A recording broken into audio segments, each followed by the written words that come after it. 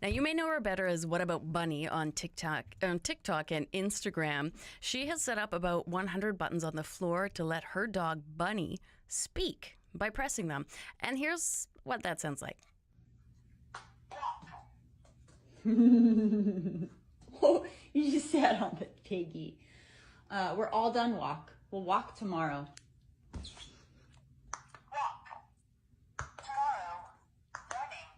We'll walk tomorrow morning. Yes.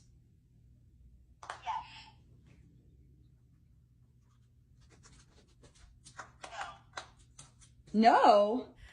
Alexis Devine is also the author of the book I Am Bunny, and we have reached her now in Tacoma. Good afternoon, Alexis. Hi there. Thanks so much for having me Oh, today. thank you so much for joining me. I have watched you and Bunny many times, so it's great to speak with you. Now, why did you want to teach Bunny to speak English? I got a dog with the specific goal of having the best connection I possibly could and the most comprehensive communication as well. And I'd come across a speech language pathologist online who was using a similar system to teach her own dog how to communicate with buttons. And I had no business teaching Bunny how to communicate with buttons, but I am fairly tenacious like that. So I thought to myself, I'm going to give it a shot. And I had a button waiting for her by the door by the time she came home. And what type of dog is Bunny?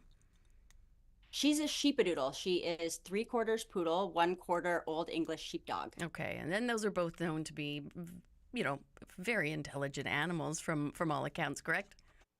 Indeed, yes. Now, we say Bunny speaks. Does she use nouns or verbs or pronouns? Walk me through the process.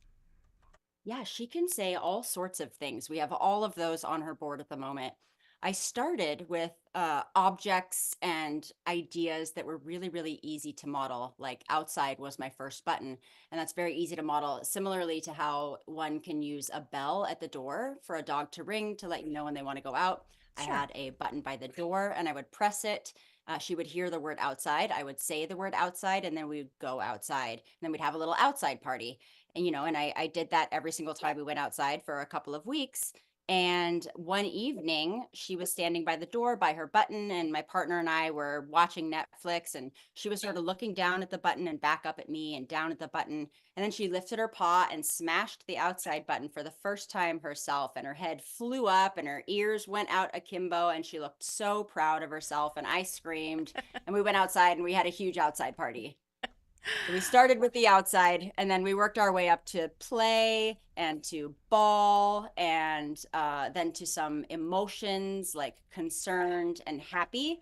And in those contexts, I would simply find a moment, capture a moment wherein she or I was experiencing an approximation of that feeling. And I would use that as an opportunity to model it.